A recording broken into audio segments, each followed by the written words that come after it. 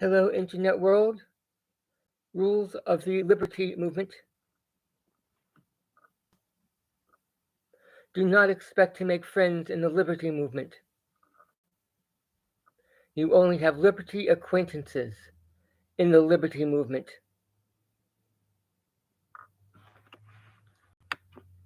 Do not give up personal information about yourself in the liberty movement to other liberty movement members.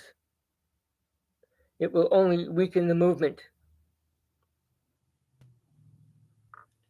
Your acquaintances, we're not here to make friends.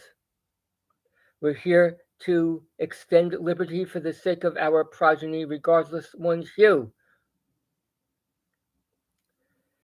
Carry a separate cell phone or camera device with you that does not have information that can be seized by those who might use to incriminate other members of the liberty movement.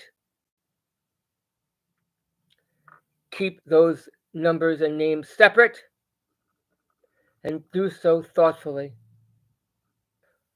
Lives may depend upon it. This is a serious movement,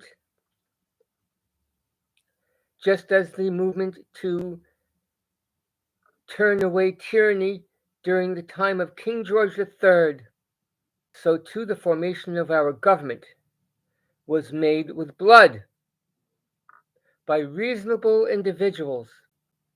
It did not take a majority, though it was done, and change was made and lasted for hundreds of years until this very day to its tenuous moment.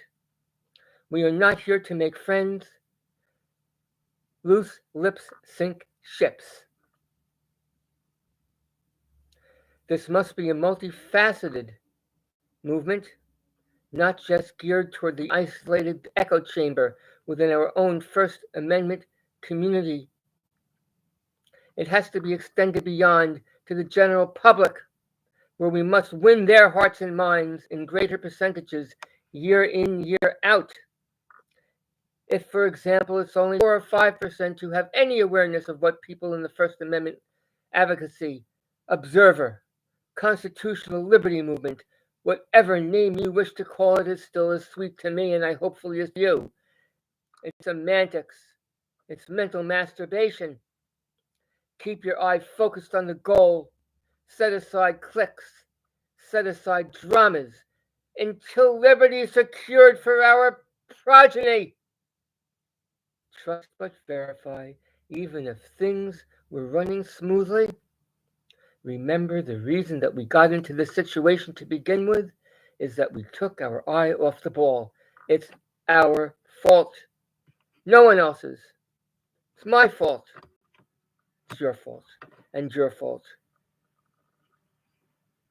Our children depend upon what we do this day, unless we feel it's reasonable to set this upon our children to lay their blood down for theirs.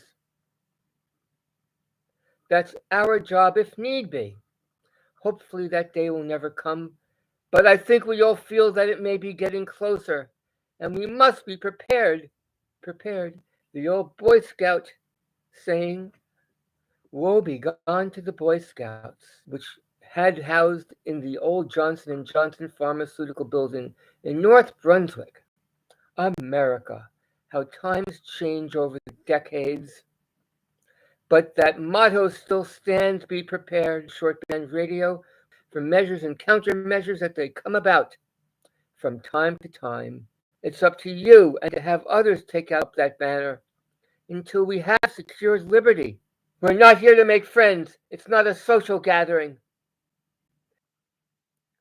Every single person is a liberty asset to a different extent, and that can be fluid and changing with maturity. Mistakes and errors can be made as long as the long-term ardent goal is for liberty, so that we can pursue an ephemeral happiness and eventually live towards NAP, non-aggression principle. But that's foolish, just as it's been foolish over these past generations to not tell your child to protect themselves to a bully. And it's nothing wrong if you see your child come home with a few splashes on his face for you to check his knuckles to see whether they've been damaged or not. Children have discretion, especially if you've brought up them properly and know that that's as a last resort, but sometimes a bully must be stood up to. We're teaching our children to be snowflakes. We're predator animals, remember that. We have a fight or flight instinct. We are hierarchical. It's just the way it is. There's only so much we can do to control it. Why don't we do it through Brave New World in 1984, Soma? So acquiescing little robots for the robots we follow. Stand tall and stand strong. This is no game we play. Not when there's a Second Amendment that has our back. Does Second Amendment have the first back? I often wonder. Do you ask to use those rights to your local constabulary? Have you been a felon? Have you done anything illegal or unreasonable with your arms? The criminals have them, they won't turn them in. And how long does it take a cop to get to your house? Protect yourself and your family. Teach them how to protect themselves. Only an armed society survives long-term tyranny. The first thing a tyrannical government does for their safety and the safety of the citizens is to take away your weapons, just as they did in the southern United States after the Civil War, where blacks could not have weapons.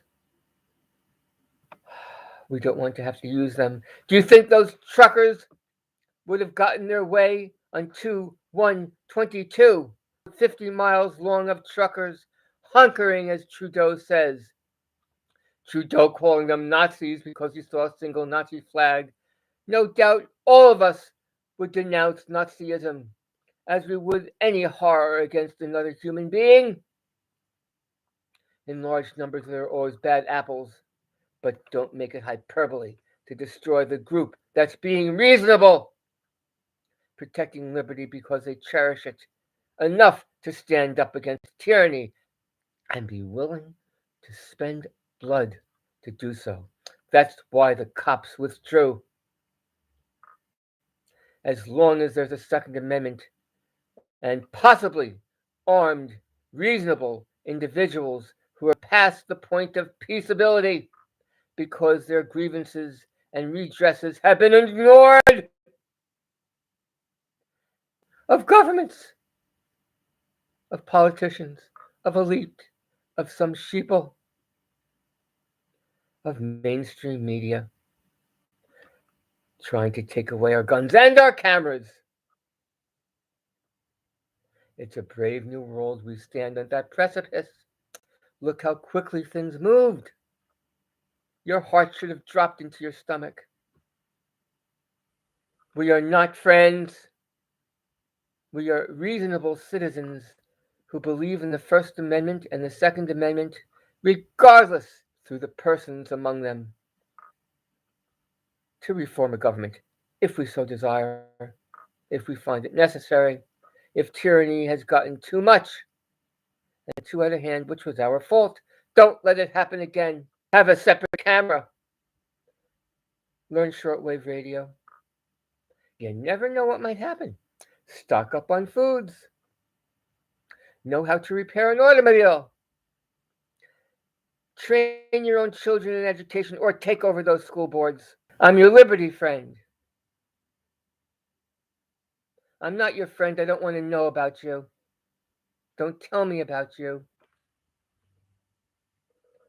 Wishing you all well, a healthy and long life, and that for your children, and that for freedom of thought, of an uncaged mind, where we don't begin censoring our own minds for fear we might say something wrong to ourselves, who our children might hear, who our children might tell to an authority or a teacher, or another friend who might tell on someone who tells who rats, the ratters. 1930s Germany. Hitler Youth. How far away do you think that is? And on the other end of the spectrum, Maoist China is knock, knock, knocking on our door, has been for decades. No free thought. Liberty movement, I'll add. I'm not your friend, but I have your back. Peace out, y'all.